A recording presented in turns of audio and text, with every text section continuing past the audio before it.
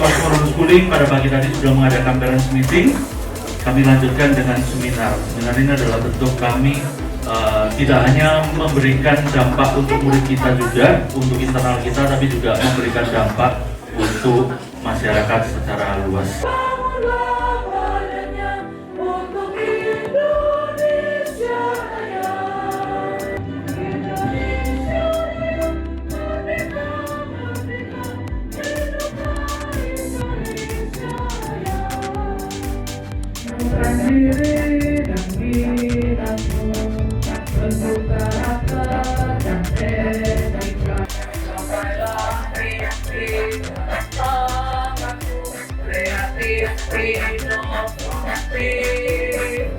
Etika keadaban itu harus dijunjung tinggi oleh murid-murid kita.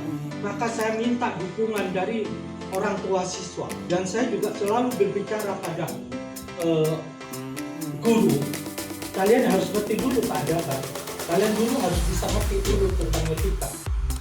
Kalau Anda tidak mengerti etika, keadaban, sopan santun, moralitas, maka Anda tidak bisa mengajar. Guru pintar itu penting. Tapi Thomas More Homeschooling Ibu membutuhkan guru yang lebih dari sekedar pintar. Saya bersyukur kepada Tuhan bahwa banyak orang tua yang mau bekerja sama dengan kami untuk meningkatkan kualitas diri maupun kualitas akademik dari anak-anak kami.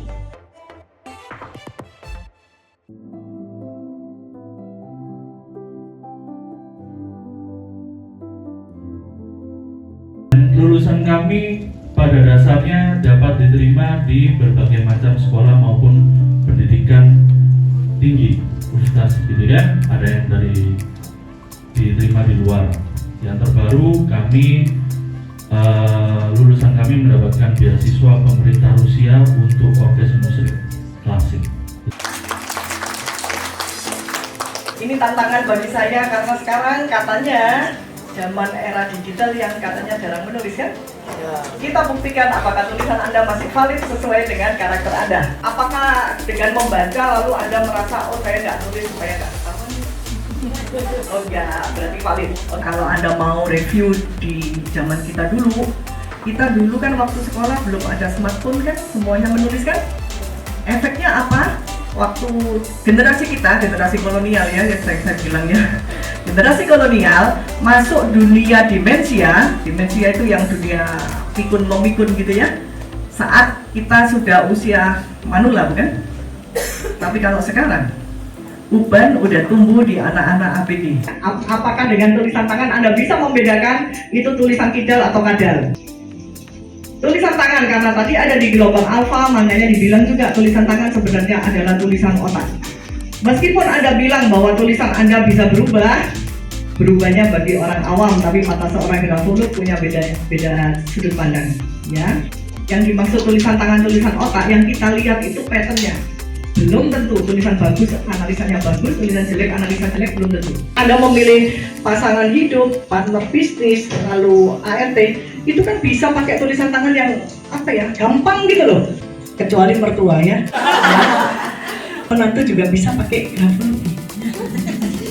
Yang kita bisa analisa untuk melihat karakter seseorang kalau Anda menulis tanpa berpikir. Yang tidak bisa dianalisa saat Anda menulis hias yang ada di kartu atau ada di majalah dinding yang secara sadar memang dibuat untuk lebay, itu nggak bisa dianalisa. Pikiran bawah sadar itu terakumulasi dari pengalaman hidup masing-masing orang. Makanya kita kalau sebagai orang tua hati-hati kalau kita semakin sering memberi sugesti dan omongan yang negatif, itu yang masuk. Cara membuat A-nya ada flat di bagian bawah, cara membuat plusnya goresannya kan sama. Goresan dia membuatnya dari horizontal dulu lalu vertikal. Tangan kiri kanan kan sama, lalu tebal tipisnya antara huruf H yang vertikal sama horizontal sama kan? Itu yang akan dibaca oleh seorang grafolog. Orang yang nggak perlu ada, Anda bisa menganalisa dengan ini ya, tidak terdistract dengan gestur tubuh, ekspresi wajah, lalu tutur kata. Dari sini kan Anda tahu bahwa dua goresan yang sederhana begini saja Anda bisa memilih. Artinya apa? Ada image yang tertransfer kan, yang bisa Anda tangkap.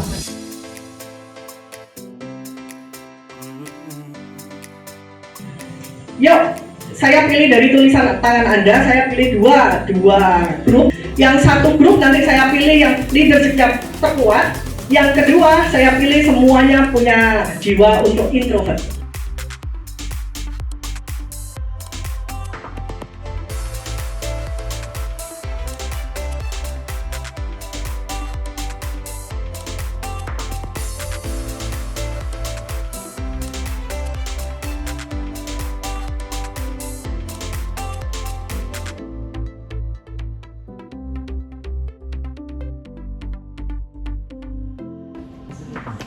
Kalau zona tengah itu boleh hanya untuk anak-anak, ya, karena zona tengah itu fokus pada apa yang dia butuhkan hari ini, emosi dia hari ini, itu aja yang difokuskan. Kalau Anda sudah usianya sudah keluar dari zona anak-anak, tulisan tangannya jangan tetap anak-anak.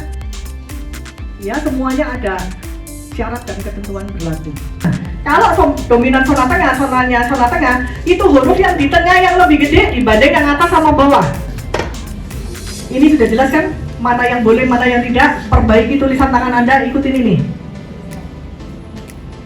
Ini yang nggak boleh apa? Paham? P-nya harus kayak apa? Tidak boleh terlalu rendah. Rendahnya barometernya dari mana? Huruf zona tengah yang di sampingnya.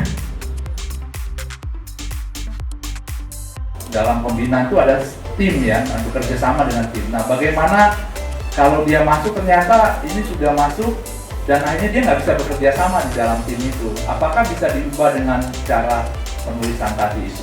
Itu aja sih. Kalau Anda mengerti tentang teori tulisan tangan, Anda tahu apa yang perlu dirubah. Sama kayak rumah kan, kalau memang hanya tempat tidur yang perlu diganti, ya sudah nggak perlu diambruin kan. Kalau dibilang apakah usia tertentu udah dewasa lalu nggak bisa berubah. Waktu saya belajar grafologi itu bukan tujuan untuk seminar. Kenapa? Karena saya dulu pemalu banget. Apakah saya nggak bisa berubah? 2009 saya mengerti tulisan tangan dan saya improve di tulisan tangan, termasuk tanda tangan. Kita berlakukan untuk anak yang autis gitu, karena kan moodnya kan juga sering berubah, sering tantrum. Nah, apakah konsistensi tulisan tangannya itu bisa kita analisis untuk mengembangkan karakternya gitu. Terima kasih. Tulisan tangan konsentrasi sangat bisa dilakukan, setidaknya itu. Jadi konsentrasinya mau pendek seberapa itu bisa. Dan beberapa klien yang punya anak autis saya suruh terapi tulisan. Membantu iya, tapi untuk menyembuhkan tidak. Baik, terima kasih Bapak Ibu, terima kasih Bu Penny atas waktu dan kesempatan. Ada kenangan-kenangan dari Thomas More Homeschooling dari Bu Penny, kami mohon untuk ke depan.